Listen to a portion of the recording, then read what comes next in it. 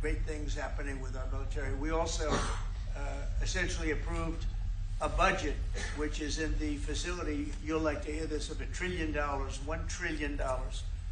And nobody's seen anything like it. We have to build our military, and we're very cost conscious, but the military is something that we have to build, and we have to be strong because you got a lot of bad forces out there now.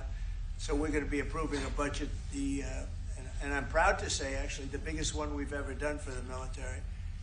We're cutting other things that were under DOGE, but under a lot of other, when you look at a woman getting $2 billion for environmental, and it had nothing to do with environmental, and they had $100 in the bank, and they give her $2 billion. Many of those cases, all that stuff is going to be cut out. But we are getting a very, very powerful military. We have things under order now, the likes of which we've never had before. We've never had the kind of aircraft, the kind of missiles, anything that we have ordered. And it's in many ways too bad that we have to do it, because hopefully we're not going to have to use it. But the military is very, very powerful, and it's going to remain that way. Mr. President, yes, Green? Thank you, Mr. President. I want to ask you about Iran, because this is the first time we hear that the U.S. is having a direct contact with the Iranians. Is it possible to give us some more information? At what level is the U.S. High level, very high level, yeah. We're dealing with the Iranians. We have a very big meeting on Saturday, and we're dealing with them directly. You know, a lot of people say, oh, maybe you're going through surrogates, or you're not dealing directly, you're dealing through other countries. No, we're dealing with them directly, and maybe a deal is going to be made. That would be great. It would be really great for Iran, I can tell you that. But hopefully, we're not going to have to get into that. We are meeting very importantly on Saturday at almost the highest level, and we'll see how it works out. Please. how do you ensure, Mr. President, that these tariffs don't drive U.S. trading partners into the hands of the Chinese? I'm not worried about it. I'm not worried about it. If they want to be in the hands of the U.S., they don't want to be in the hands of the Chinese. And the Chinese have turned out to be really not very good at that. People that are with us, they're with us. But we cannot be taken advantage of any longer. I used to watch these deals for years. I've been talking about it for years. You know, I've been talking about it for 35 years, how our country is being ripped off. I mean, 30 years ago it was Japan, then it was something else, then it was another group, then it was China. China's doing the best job of it, frankly. And it's just not going to happen. Not going to happen. The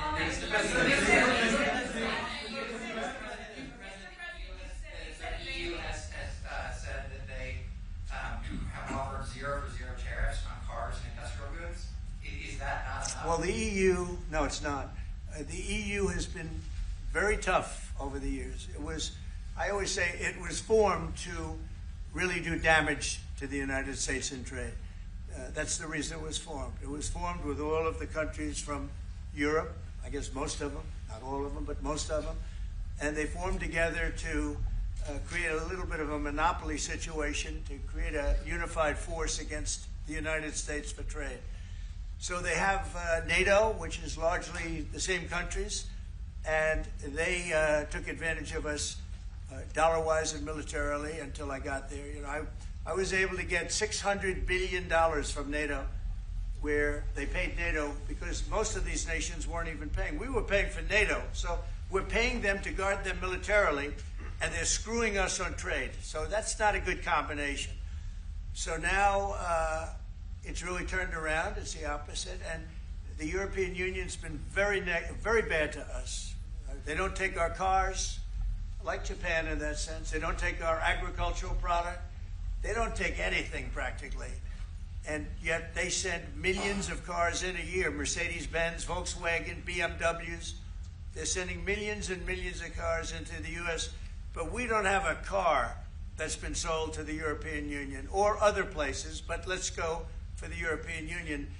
And it's not going to be that way. It's got to be fair, reciprocal. It's got to be fair. It's not fair. We have a deficit with the European Union of $350 billion. And it's going to disappear fast. And one of the reasons and one of the ways that that can disappear easily and quickly is they're going to have to buy our energy from us because they need it they're going to have to buy it from us. They can buy it. We can knock off $350 billion in 1 week. They have to buy and commit to buy a like amount of energy. And we have that. You know, we have more energy than any country in the world. I don't know if you know that. He knows everything. But the one thing he may not know, we have more energy than any country in the world. We have more of every kind of energy, every form of energy, from oil and gas to coal. And people talk about, I call it beautiful, clean coal. As you know, Germany is opening up a coal plant a week. They tried the windmills and it didn't work. They tried all the other solutions and they were ready to go out of business. Now they're doing a coal plant a week. China is now up to 2 coal plants. They're opening 2 major coal plants every single week in China, all over China. And then we're not allowed to use coal. Well, we have clean, beautiful coal more than anybody else. We have oil and gas more than anybody else. We have the most energy of any country in the world, including Saudi Arabia, including everybody, by a lot. And I took it to number 1. We were number 3, and I took it to number 1 during my administration. And the reason that we were hurt so badly and the reason that we went into such incredible inflation during Biden is energy. It was also their bad spending, but energy, because they played around with this incredible thing that we had built, this administration had built, and the energy costs went through the roof. And when that went up, everything else followed. Now, if you look at what's happening, you're going to see this today. I said we're going to try and get groceries down, right? An old-fashioned term, but a beautiful term. Eggs. So when I got in, the press went absolutely crazy the first week. They said, eggs have quadrupled in price.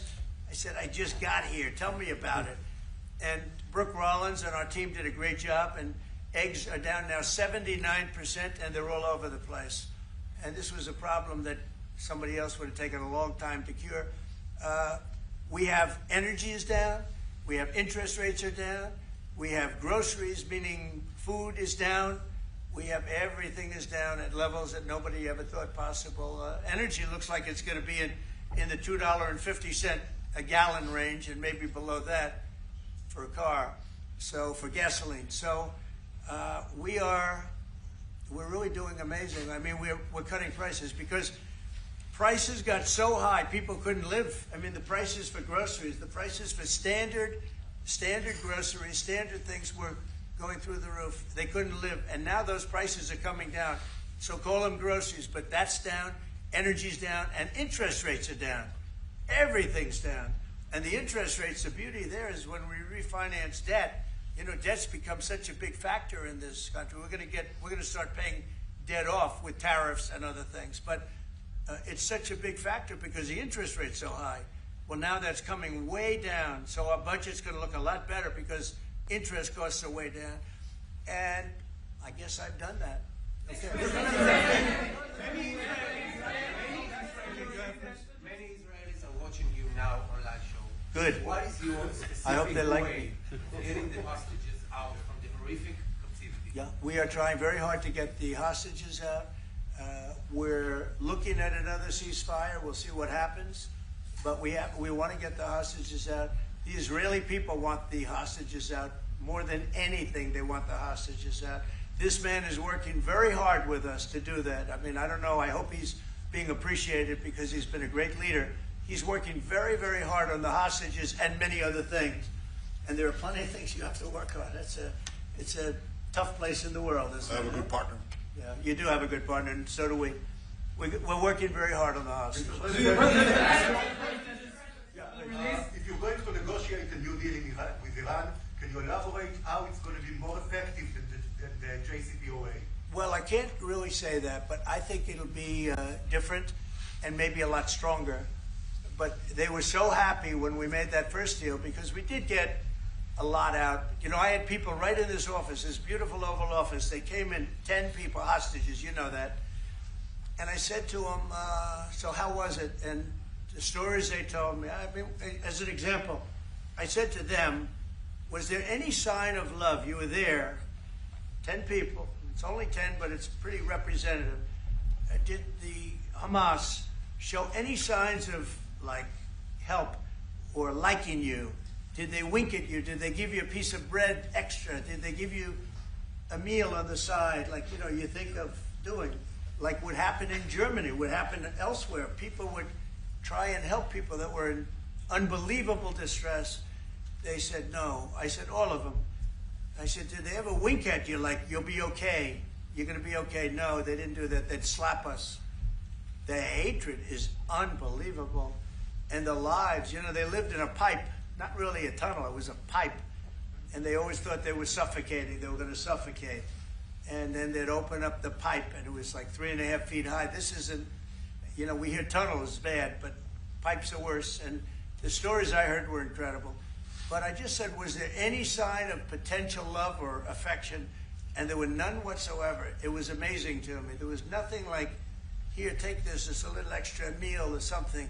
They lived like hell. I don't know. They seemed to be, they were amazing to me because they seemed to be pretty normal. They weren't scarred, but I guarantee underneath they have to be scarred. And one was there for 356 days. Another was there for about 180 days, you know, a long time. These are people that have been really, really horribly treated. I've never seen anything like it, actually. I was very surprised to hear the answer. Thank you, Mr. President. Are there 2 or 3 countries that are on your list that you feel are farther along in getting their tariffs lowered? I think there are many that want to get rid of tariffs right now. European Union, I mean, as badly as they've treated us, they've brought their car tariffs essentially off. I guess they brought it down to 2.5, and I hear maybe to nothing. But it's not only tariffs, it's non-monetary tariffs. It's tariffs where they put things on that make it impossible for you to sell a car. It's not a money thing. They make it so difficult, the standards and the tests. They drop a bowling ball on the top of your car from 20 feet up in the air, and if there's a little dent, they say, no, I'm sorry, your car doesn't qualify. When the same car from Germany or anything would dent likewise. Unless you can have an army tank, it's going to dent. So they come up with rules and regulations that are just designed for one reason, that you can't sell your product in those countries. And we're not going to let that happen. Those are called non-monetary barriers. They make barriers that are so tough that it's impossible to qualify. So tariffs are a big part of it, but there's another big part of it, and that's barriers. They also do something else. They manipulate their currency, and they drive it down. They want to drive it. They want to have low currencies. You know, it sounds better to have a high currency, a strong dollar or whatever, but they bring their currency down, and when it competes with our currency, it's very hard to sell a tractor. It's very hard to sell product because their currency is low and ours is much higher relatively. And so it makes it very hard. I speak to a lot of companies that do business, tractor companies, and they say it's so hard to sell because what they've done is they've lowered the yen or they've lowered the yuan or they've lowered their currency, so that it's very hard to compete. We don't want that either. So we have a lot of things that we're talking about, but we're going to fix it properly, and it's going to be fair to everybody. And in the end, I think we're going to have a world that does a lot better, you know, but they have to respect the United States. And nobody but me would do this. Nobody but me would do this. You know, it would be nice to serve, a nice, easy term, but we have an opportunity to change the fabric of our country. We have an opportunity to reset the table on trade. We lose billions of dollars. We lose close to $2 trillion a year on trade. We lose $1 trillion a year to China. $1 trillion. We lose hundreds of billions of dollars a year on trade to China. We lose hundreds of billions of dollars overall, probably close to $2 trillion. Why would we do that? Number one, why would we do that? And then you have to say, is it sustainable? Then you hear about all of the people that say, well, deficits. If we have a deficit with the country, or if the country has a big surplus with us, like China has a massive surplus, that they take and they spend on their military. Well, we don't want that. I don't want them to take $500, $600 billion a year and spend it on their military. I don't want them spending money on their military. And I shouldn't have to spend money. We shouldn't have to spend it either. Because, you know, hopefully, and I said this to President Xi, hopefully it's money that we're never going to use. In other words, because we're not going to use those incredible weapons that we have and that they have. We don't want that. So It's going to be very interesting. It's the only chance our country will have to reset the table, because no other president would be willing to do what I'm doing or to even go through it. Now, I don't mind going through it because I see a beautiful picture at the end, but we are making tremendous progress with a lot of countries, and the countries that really took advantage of us are now saying, please negotiate. You know why? Because they're getting beaten badly because of what's happening. They're getting beaten badly. They're being devalued as countries. But it's the only chance we're going to have to reset the table on trade. And when we do, we're going to come out unbelievably well. We're going to have a strong country economically again. And we're going to have those factories that are empty all over the United States. We've lost 90,000 plants and factories. Think of this, 90,000, you wouldn't think it's possible, 90,000 plants and factories since NAFTA, which was, by the way, the worst trade deal ever developed, ever had by any country anywhere, NAFTA. And I terminated NAFTA. Everybody said it would be impossible. And I terminated it through Congress. We terminated it. You had to get it through Congress. It was a trap. It was a horrible thing. And we got it done. The problem is they cheat. They cheat like crazy. Canada cheats, Mexico cheats, just one of those things. But we are resetting a table, and we're going to have great trade, and we're going to have a very strong country. Our country is going to be at a level that has maybe never been, or maybe, you know, our country was the strongest, believe it or not, from 1870 to 1913. You know why? It was all tariff-based. We had no income tax. Then in 1913, some genius came up with the idea of let's charge the people of our country, not foreign countries that are ripping off our country. And the country was never that kind of wealth. We had so much wealth, we didn't know what to do with our money. We had meetings, we had committees, and these committees worked tirelessly to study one subject. We have so much money. What are we going to do with it? Who are we going to give it to? And I hope we're going to be in that position again. Do you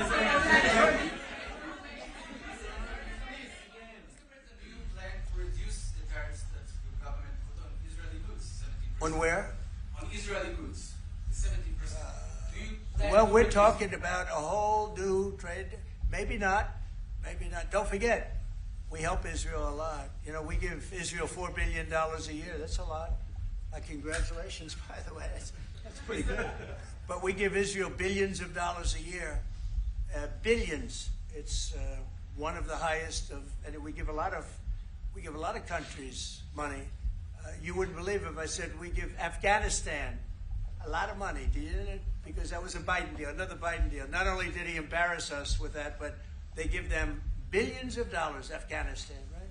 So, but no, we take good care of our friends, and we don't take care of our enemies. We're not taking care of our enemies anymore, but we do take care of our friends. The IDF is fighting to get in the Gaza Strip. I myself might be called up in a month. Do you think that's the way to pressure Hamas to get to a deal? And do you think blocking humanitarian aid is also an effective pressure? Well, you know how I feel about the Gaza Strip. I think it's an incredible piece of important real estate, and I think it's something that we would be involved in, but you know, having a peace force like the United States there, controlling and owning the Gaza Strip would be a good thing. Because right now, all it is for years and years, all I hear about is killing and Hamas and problems. And if you take the people, the Palestinians, and move them around to different countries, and you have plenty of countries that will do that, and you really have a freedom zone. You call it the freedom zone, a free zone, a zone where people aren't going to be killed every day. That's a hell of a place. It's a, you know what I call it, a great location that nobody wants to live in, because they really don't. And when they have good living, real living, where Hamas and all of the problems they have, the level of death on the Gaza Strip is just incredible. And I've said it. I don't understand why Israel ever gave it up. Israel owned it. It wasn't this man, so I can say it. He wouldn't have given it up. I know him very well. There's no way. They took oceanfront property and they gave it to people for peace. How did that work out? Not good. Is there immigration, sorry, Mr. President, is there immigration which immigration? From Gaza. From Gaza. All it is a concept that I had that I think is good, and now people are copying it. You know, maybe you want to tell people are talking about the Trump plan. Gee, why don't we do that? Would you like to answer that question? I think what the president talked about is, first of all, to give people a choice. You know, Gazans were closed in. And any other place, including in arenas of battle, I mean, whether it's Ukraine or Syria or any other place, people could leave. Gaza was the only place where they locked them in. We didn't lock them in. They're locked in. And what is wrong with giving people a choice? Now, we've been talking, including over lunch, about some countries, I won't go into them right now, that are saying, you know, if Gazans want to leave, we want to take them in. And I think this is the right thing to do. If you give, you know, it's going to take years to rebuild Gaza. In the meantime, people can have an option. The president has a vision. Countries are responding to that vision. We're working on it. I hope we'll have good news for you. I will say, people really do love that vision. It's a long-term vision, but so importantly is to have that be a safe field, because you're right smack in the middle of the Middle East. You're right along Israel. It should have never, ever been given away. It shouldn't have been given away by Israel. I don't know why they did it. I mean, I do know why, because they were promised peace, but that didn't work out too well, because it's one of the most dangerous pieces of land anywhere in the world. Gaza is one of the most dangerous places in the world. So they gave it away for a good intention, and it didn't work out that way. And a lot of people like my concept, but, you know, there are other concepts that I like too, and there are some concepts I don't like. You know what I don't like? The way it is now, because right now it's a dangerous death trap, Gaza. Yeah. Thank you, sir. Can you talk a little bit about your potential meeting with Vladimir Putin? Do you still plan to meet with him? Could that happen in Saudi Arabia? And maybe you could elaborate as well a little bit on not providing tariffs on Russia, sir.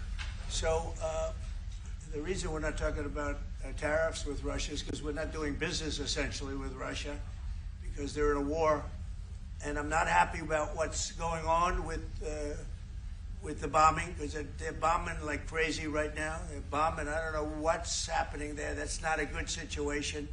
So we're meeting with Russia.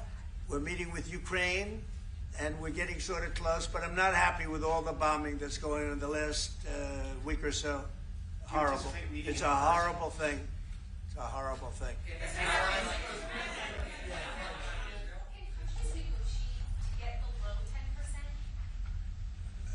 In terms of tariffs? Look, we've been ripped off and taken advantage of for 40, 50, 60 years. And the reason we got ripped off and the way they did it was tariffs. They would charge tariffs, massive numbers of dollars. And when you look at China, when I took over, it was at $507 billion they were making. I call it making. A lot of people say, oh, it doesn't mean anything, having a surplus. It means a lot, in my opinion. It's almost like a profit or loss statement. And when I took over, it was $507 billion that China, this is originally, first term, and we were very, very tough on them because they were taking that money and they were building a military with it. Then when Biden came in, he let them get away with murder. He had no idea. I'll tell you what, that man had no idea what was happening, whether it was the border or China or anything else. He had no idea what was going on. And they went wild. China went wild. And the money they make is ridiculous, okay? It's just not going to happen. And hopefully we'll get along with China. If we do, that's great. And if we don't, that's okay too. But we can't let that continue, because that's an abuse. They abused the poor people that sat in this seat. That poor Biden, he was abused by them. They took advantage of him. And I'm surprised, you know, they have smart people. They were radical left lunatics, but they're smart. I'm surprised they'd allow that to take, you know, to happen. But we are going to bring great trade, and we're going to be fair to other countries. And I will say this, virtually every country wants to negotiate. If I didn't do what I did over the last couple of weeks, you wouldn't have anybody wants to negotiate. We would have gone to these countries, you want to talk? And they were, well, we don't want to talk. Now they're coming to us. they're offering things like even Bibi, and this is unrelated because it's a different kind of a relationship, but he started off our conversation today that he's cutting all of the tariffs, he's cutting everything, he's going to get down to a free base, he's going to do things that, in all fairness, other countries, if they said that, would have never even thought about doing it. Now they're offering things to us that we would have never even thought of asking them for because they're experiencing a lot of hurt. And the hurt is that they've taken advantage of us and we finally fought back. Tariffs will make this country very rich. We're rich anyway, but we're rich in a certain way. We have $36 trillion in debt. I want to get rid of it. And we can do it quickly with proper deals. So when countries don't allow us to sell our product, but we allow them to sell their product, when they charge us massive amounts of money for the privilege of going into their country, those days are over. Okay. Yeah, go ahead. Sir? Me? Yeah. He sounds so Thank surprised. you, Mr. President. On Iran, two questions, please. First, you can give us more details about where the meeting on Saturday is going to I can't tell you that. I can just tell you there's a major meeting going on between us and Iran, and that'll take place on Saturday, and it's at top level. And second question about this. A lot of people think that those talks are not going to lead anywhere because the Iranians may be will right. never give up their nuclear That's, program. I think that's a possibility too. If diplomacy fails, is the United States under your leadership ready to take military action to destroy the Iranian nuclear program and remove this threat? I think if the talks aren't successful with Iran, I think Iran is going to be in great danger. And I hate to say it, great danger, because they can't have a nuclear weapon. So is that a yes? You know, it's not a complicated formula. Iran cannot have a nuclear weapon. That's all there is. So is Can't the have it. US ready to Right now take we have military countries action? that have nuclear power that shouldn't have it, but I'm sure we'll be able to negotiate out of that too as part of this later on down the line. But Iran cannot have a nuclear weapon. And if the talks aren't successful, I actually think it'll be a very bad day for Iran if that's the case. Yeah. Mr. President, on manufacturing. Yeah, please. go ahead. Mr. President, was October 7th the death blow of the two-state solution, and would you consider classifying the Palestinian Authority as a terrorist organization for its continued pay-for-slay terror financing payments? So October 7th was a horrible day that some people, they deny it. Now, I can't believe they deny it from the standpoint of it. They do it because they think it's good politically. But October, I've seen the tapes. I've seen things that you don't want to see. October 7th was a horrible day, and it will go down as one of the really bad days in the history of the world. It was a horrible, horrible thing that happened. And they grabbed some of these people. I'll give you an example. When I was with the 10 hostages a few weeks ago, I said, so how many are there? 59. I said, oh, so 59, so we can get 59. They sort of knew the territory pretty good. And I said, how are they doing? They said, well, only 24 are living, the rest are dead. And these are young people largely. Young people don't die. You know, young people have an amazing ability to live. They can live through horrible things. But these are young people. And when they said that 24 are living and the rest are dead. And you know, I've had parents come up, Israeli parents largely. We have some Americans, and I guess we have one left. Alex, we have the one left. But I've had Israeli parents come up to me at events and say, my son is there. I said, well, how's he doing? Well, he's dead. But would you do me the biggest favor ever? Could you bring his body back home? They talked about a young dead boy and a young dead girl like they were living. And that could have something to do with religion. That could have something to do with, I guess maybe any parent would be, but I was surprised. They said, sir, my son is dead. It is just as important to bring that body back home. I asked that question as if he were alive. So you have a lot of them dead, and we'll be able to bring them back. But it's a horrible thing that's happened. These are young, largely young people. Some old ones too, frankly. And those people have lived in hell. When they came off, the second group that came out, they looked like they just got out of a concentration camp. They looked exactly like the pictures that I'd see from the 1940s, the concentration camps. And then they got a little bit better, you know, but that second group, those people came out and I said, this is unbelievable. We're going back into a chapter in history that is one of the worst ever. It's really very bad. Okay?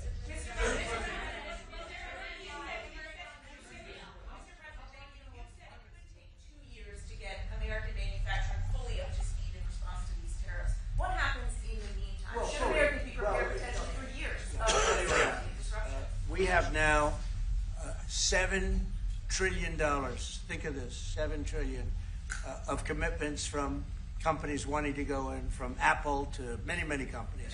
Many from Taiwan. What? It takes time. Of course it takes time. Well, are you asking me a question or are you telling me? Yeah, it takes time. You know, you got to build a thing called a factory. You have to build your energy. You have to do a lot of things. I'm giving them energy. You know, we're going to let them build their own power plants. They'll be their own. Essentially, they're going to be in charge of the power plant because our power is not reliable enough. You have a grid that's old and susceptible to a lot of things, including bombing and weather and a lot of other things. And we're going to give them record timing in terms of approvals of electric plants. Most of them want to build electric plants. We need massive amounts of electricity if we're going to compete with China and others. And interestingly, we're way ahead right now in the AI race with China. But the way we lose that race is if we can't give them electric. But we have more plants being built. We have everything. We're doing so great. And we want to keep it that way. And tariffs will be an important part of it. But one of the other things, Lee Zeldin's doing a fantastic job, head of environmental protection.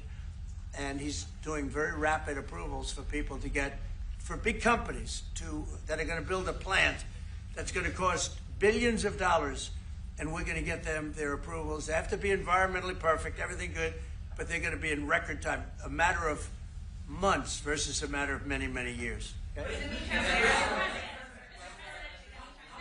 Go ahead. Turkey claims it will stabilize the situation in Syria. Turkey? Yeah. Israel doesn't want Turkey to influence Syria. What do you think? Do you think Turkey's influence in Syria can actually make it a better, more peaceful country, or vice versa? Well, I have great relations with a man named Erdogan. Have you heard of him? And I happen to like him, and he likes me, and I know the press will get very angry. He likes Erdogan, but I do, and he likes me, and we've never had a problem, and we've gone through a lot, and we've never had a problem. We've always got, as you remember, we got our minister back from Turkey. You remember that?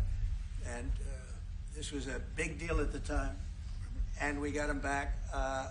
And I told the prime minister, I said, just, Bibi, if you have a problem with Turkey, I really think I'm going to be able to work it out. You know, I have a very, very good relationship with Turkey and with their leader, and I think we'll be able to work it out. So I hope that's not going to be a problem. I don't think it will be a problem. Now, with that being said, I believe it was Turkey, and I said that to him. I said it. I said, congratulations. You've done what nobody's been able to do in 2,000 years. You've taken over Syria with different names, but same thing. I said, you've taken it over. He's taken it over through surrogates. He goes, no, it was not me. I said, it was you. But that's okay. You don't have to say, well, it sort of maybe was me. Okay. But what he did, look, he's a tough guy, and he's very smart. And he did something that nobody was able to do. You know, you got to hand it to him. Any problem that you have with Turkey, I think I can solve. I mean, as long as you're reasonable. You have to be reasonable. We have to be reasonable. Thank you very much, everybody. Appreciate it. Thank you. Thank you.